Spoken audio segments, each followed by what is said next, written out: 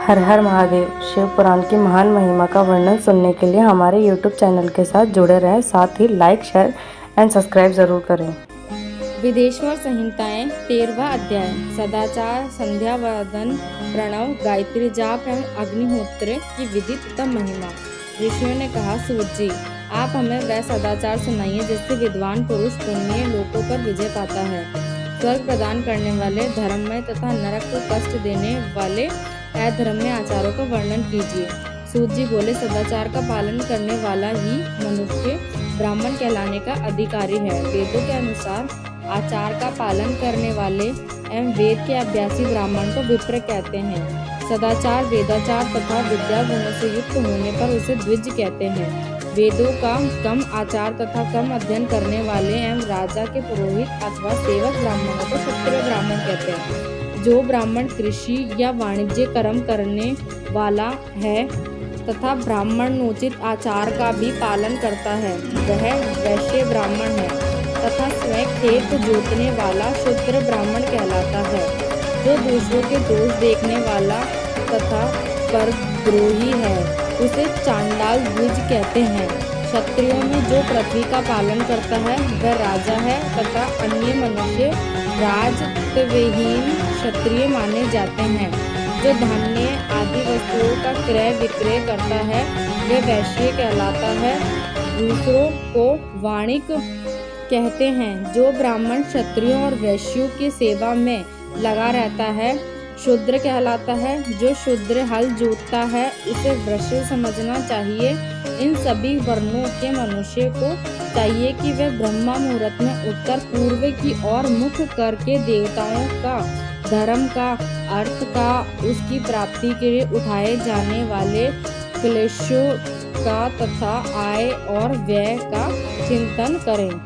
रात के अंतिम पहर के मध्य भाग में मनुष्य को उठकर मल मूत्र त्याग करना चाहिए। घर से बाहर शरीर को ढककर जाकर उत्तराभिमुखी होकर मल मूत्र का त्याग करें। जल, अग्नि, मन तथा देवताओं का स्थान बचाकर बैठे। उठने पर उस और न देखे।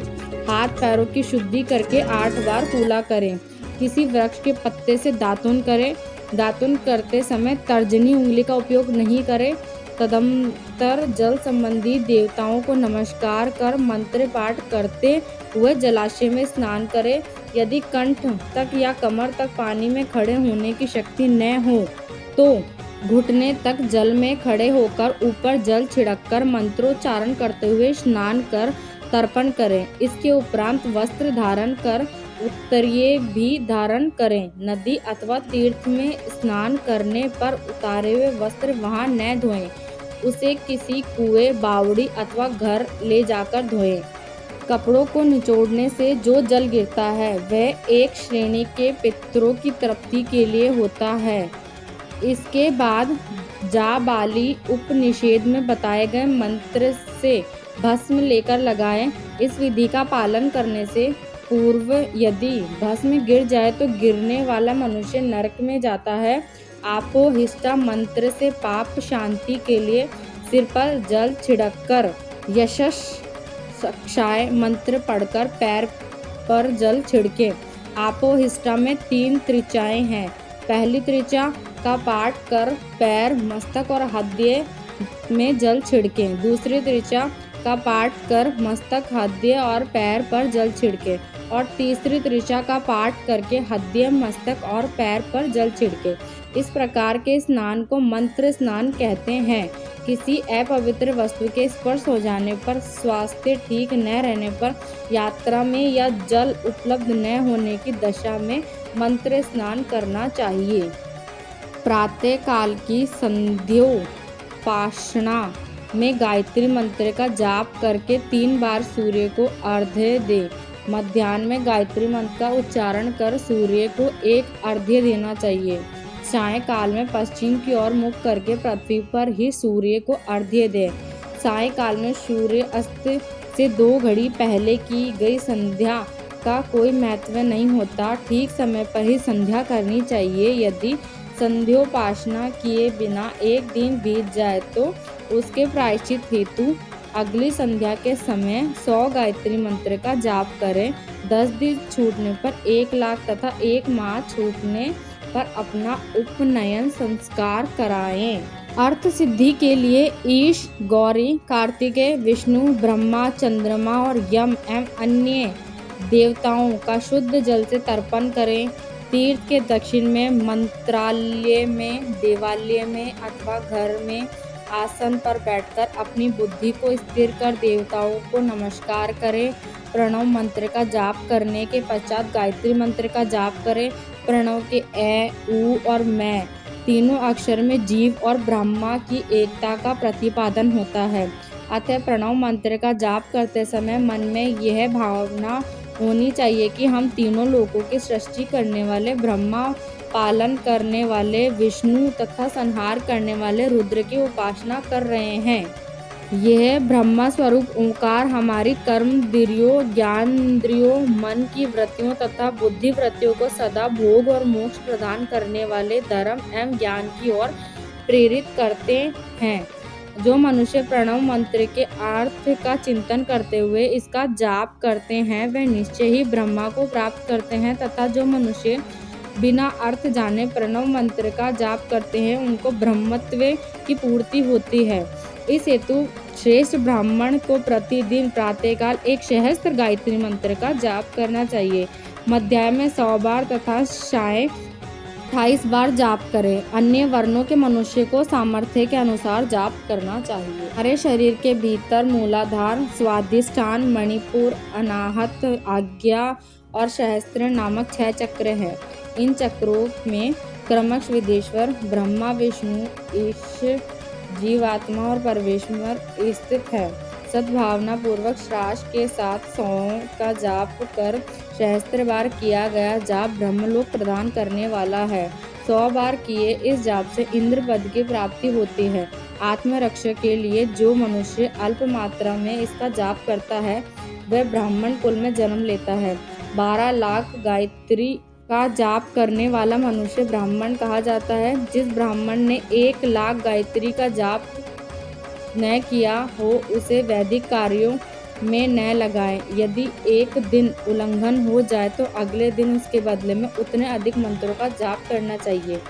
ऐसा करने से दोषों की शांति होती है, धर्म से अर्थ की प्राप्ति होती है, अर्थ से भोग सुलभ होता है, भोग से वैराग्य की संभावना होती है, धर्म पूर्वक उपार्जित धन से भोग प्राप्त होता है, उस भोग के प्रति आसक्ति उत्पन्न होती है। मनुष्य धर्म से धन पाता है एवं तपस्याओं से दिव्य रूप प्राप्त करता है। कामनाओं का त्याग करने से अंतःकरण की शुद्धि होती है, उस शुद्धि का ज्ञान उदय होता है। सतगुरु में तप को तथा कलयुग में दान को धर्म का अच्छा साधन माना गया है। सतगुरु में ध्यान से, त्रेता में तपस्या से और द्वापर में यज्ञ करने से ज्ञान की सिद्धि होती है, परंतु कलयुग में प्रतिमा की पूजा से ध्यान लाभ होता है। अधर्म हिंसात्मक और दुख देने वाला है, धर्म से सुख एवं अभ्युदय की प्राप्ति होती है, दुराचार से दुख तथा सदाचार से सुख मिलता है। अतः भोग और मोक्ष की सिद्धि के लिए धर्म का उपार्जन करना चाहिए। किसी ब्राह्मण को 100 वर्ष के जीवन निर्वाह की सामग्री देने पर ही ब्रह्मलोक की प्राप्ति होती है। एक सहस्त्र चंद्र व्रत का अनुष्ठान ब्रह्मलोकदायक माना जाता है। दान देने वाला पुरुष जिस देवता को सामने रखकर दान करता है, अर्थात जिस देवता को वह दान प्रसन्न करना चाहता है, उसी देवता का लोक उसे प्राप्त होता है। धनहीन पुरुष तपस्या कर अक्षय सुखों को प्राप्त कर सकते हैं। ब्राह्मण को दान ग्रहण कर तथा यज्ञ करके धन का अर्जन करना चाहिए। क्षत्रिय बाहुबली तथा वैश्य कृषि एवं गौरक्षा से धन का उपार्जन करें। इस प्रकार न्याय से उपार्जित धन को दान करने से दाता को ज्ञान की सिद्धि प्राप्त होती है एवं ज्ञान से ही मोक्ष की प्राप्ति सुलभ होती है। गृहस्थ मनुष्य को धन, धान्य आदि सभी वस्तुओं का दान करना चाहिए। जिसके अन्न को खाकर मनुष्य कथा श्रवण तथा सद्कर्म का पालन करता है तो उसका आधा फल दाता को मिलता है। दान देने वाला मनुष्य को दान में प्राप्त वस्तु का दान तथा तपस्या द्वारा पाप की शुद्धि करनी चाहिए। उसे अपने धन के 3 भाग करने चाहिए, एक धर्म के लिए, दूसरा वृद्धि के लिए एवं तीसरा उपभोग के लिए। धर्म के लिए रखे धन से नित्य नैमित्तिक और इच्छित कार्य करें। वृद्धि के लिए रखे धन से व्यापार करें जिससे धन की प्राप्ति हो तथा उपभोग के धन से पवित्र भोग भोगें।